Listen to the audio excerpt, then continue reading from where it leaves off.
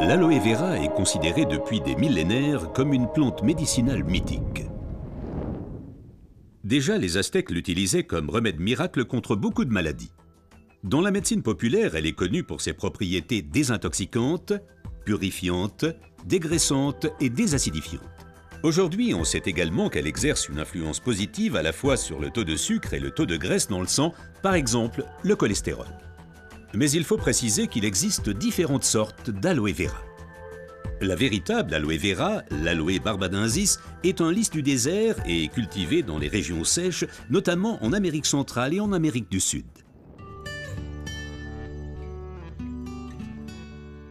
L'efficacité de l'aloe vera dépend principalement de son traitement, mais les différences se font dès la récolte. Pour éviter d'abîmer la plante, les feuilles doivent être coupées à la main.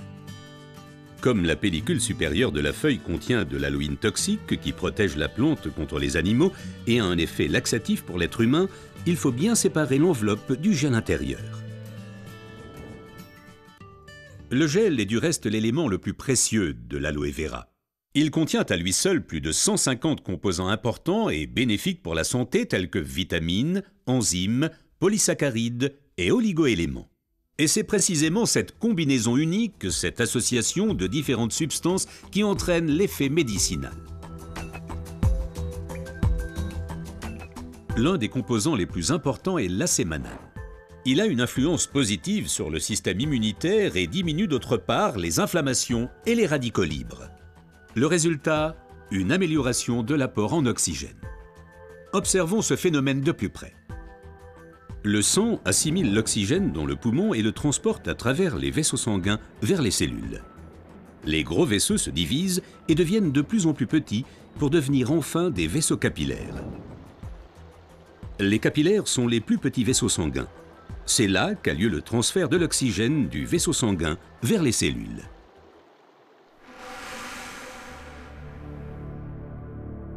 Une alimentation malsaine, la pollution de l'environnement, le stress et des exigences élevées affaiblissent notre système immunitaire. Les radicaux libres ont le jeu plus facile et ils peuvent entraîner des micro-inflammations dans l'organisme.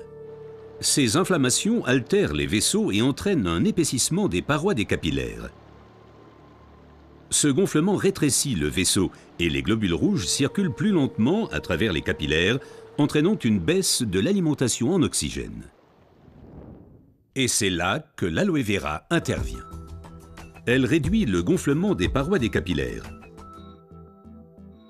Les globules rouges circulent plus rapidement et l'alimentation en oxygène est améliorée.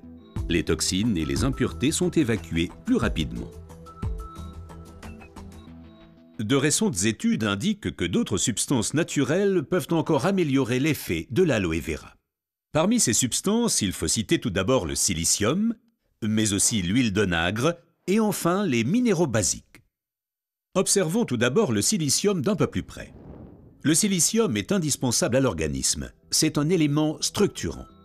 Nous le connaissons surtout sous forme de sable de quartz que l'on trouve dans la pierre et le béton. Dans l'organisme, le silicium contribue à stabiliser les tissus, mais il renforce également les os, les ongles, les cheveux, les tissus conjonctifs et les parois des capillaires. Avec l'âge, les capillaires menacent de perdre leur fermeté. Ils peuvent littéralement se désagréger, ce qui entraîne une interruption du flux sanguin. Dans le pire des cas, ceci peut entraîner des incidents vasculaires cérébraux et l'infarctus. Le silicium renforce et soutient les parois des capillaires et maintient ainsi le vaisseau sanguin ouvert. Les globules peuvent ainsi continuer à alimenter les cellules en oxygène. Mais le corps humain ne peut pas s'alimenter en silicium sous sa forme d'origine qu'est le sable de quartz. Toutefois, la nature offre des alternatives, et notamment une source végétale idéale, l'ortie.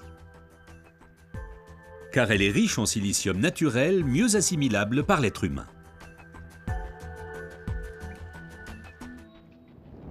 Une oxygénation optimale ne dépend pas uniquement des capillaires, mais aussi et surtout de l'état du sang. Le sang ne peut bien circuler dans les vaisseaux capillaires que s'il est suffisamment fluide.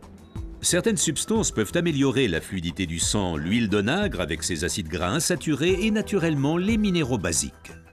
Les acides gras insaturés sont des fluidifiants du sang. Ils empêchent les globules de s'agglutiner et donc un épaississement du sang. Les minéraux basiques soutiennent l'élasticité des globules rouges et facilitent ainsi leur passage à travers les capillaires. Ces deux éléments améliorent la fluidité du sang et garantissent ainsi son alimentation optimale en oxygène. Permettez-moi de récapituler. Une oxygénation satisfaisante de nos cellules est une condition importante de notre santé et permet également de prévenir les maladies graves. L'aloe vera et son effet décongestionnant améliorent l'oxygénation. Le silicium renforce les parois des capillaires et garde le vaisseau sanguin ouvert. Cet effet est renforcé par l'huile d'onagre et aussi par les minéraux basiques. Ce que la médecine populaire savait depuis longtemps est maintenant confirmé par la recherche moderne.